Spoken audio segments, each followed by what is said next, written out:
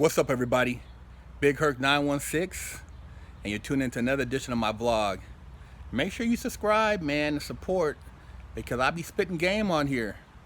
Also, tell your friends about this channel, man.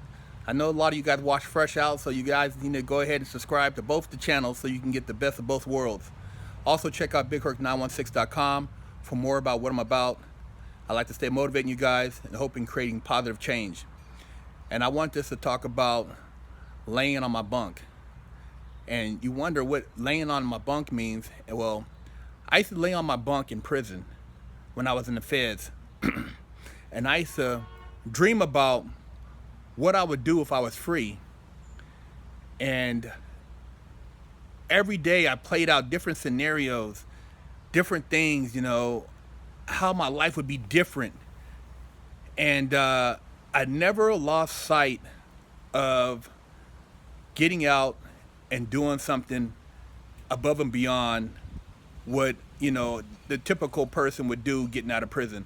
I never fantasized about getting out and going to work at a convenience store or warehouse or doing anything super laborious, which is nothing wrong with that. But I always thought, like, man, I got all this time on my hands.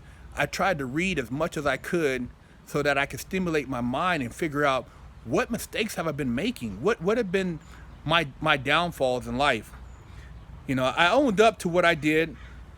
I don't ask for sympathy or pity for having done the time. Hey, man, I robbed the bank. I got caught. I did the time. I paid my debt to society. I got out, and I made a difference. But while I was in, that's when the real change happened. And a lot of times you see people going back and forth to prison. Well, it's because when they're in there, they're on vacation. They're hanging out. They're partying to some degree. And what I mean by that is just, telling war stories and, softball, basketball, watching, BT all day, cops all day. And they're just, it's a party up in there. They're not really planning for their future. Every day you're in there, you have time. And time is your most valuable commodity. Time could be utilized in so many different ways to create wealth, to create a future, to create a brand, whatever it is you're trying to do. And even though you're physically in prison, doesn't mean your mind has to be there. So while you have all that time, you could actually be lacing somebody else up on game so that they could be capitalizing on what you can't do. I was talking to a guy, very sharp guy, and he was saying what he did with his time was he actually researched a lot of the minority grants available for those out there applying for a contractor's license and different things. And because this person who he was researching for had to work, he would do all the research and then let them know how they could go apply, what was the requirements and so forth. And he was able to help this individual get involved in the real estate game. And so when he came home, he had something set up.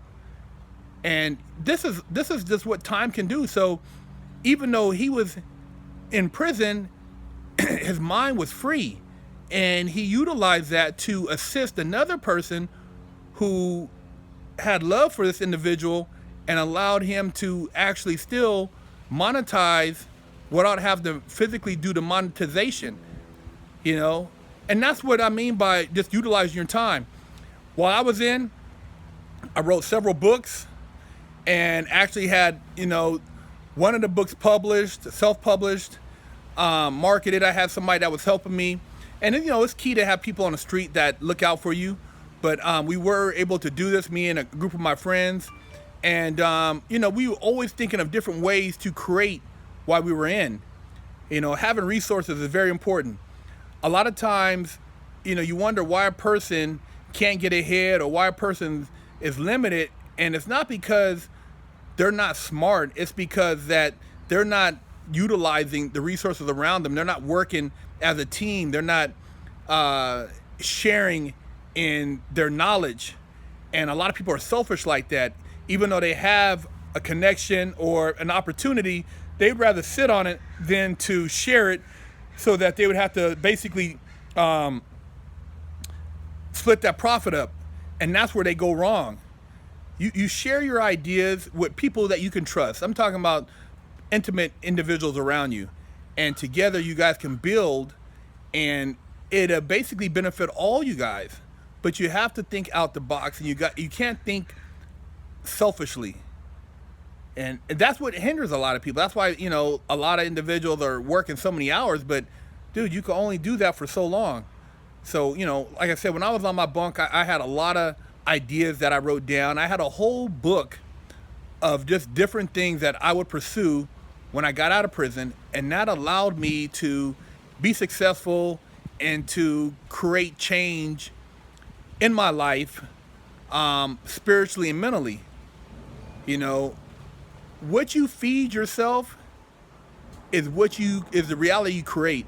So if you feed yourself a bunch of shit, you read a bunch of bullshit books, you absorb a bunch of bullshit conversation, well, your result is going to be a lot of bullshit. So, shit in, shit out. All that plays a significant part on what you also attract. If you send out negative vibes because you read a lot of negative stuff and you talk about all the negative stuff, then you're not going to be able to be susceptible to positive vibes, positive vibration patterns coming at you, offering you opportunity. And, even when I was in prison, I sent out a lot of positive vibes. So I attracted individuals around me that shared the same vision, and we were able to grow. And a lot of those same people I'm in touch with today, and we all are doing well for ourselves.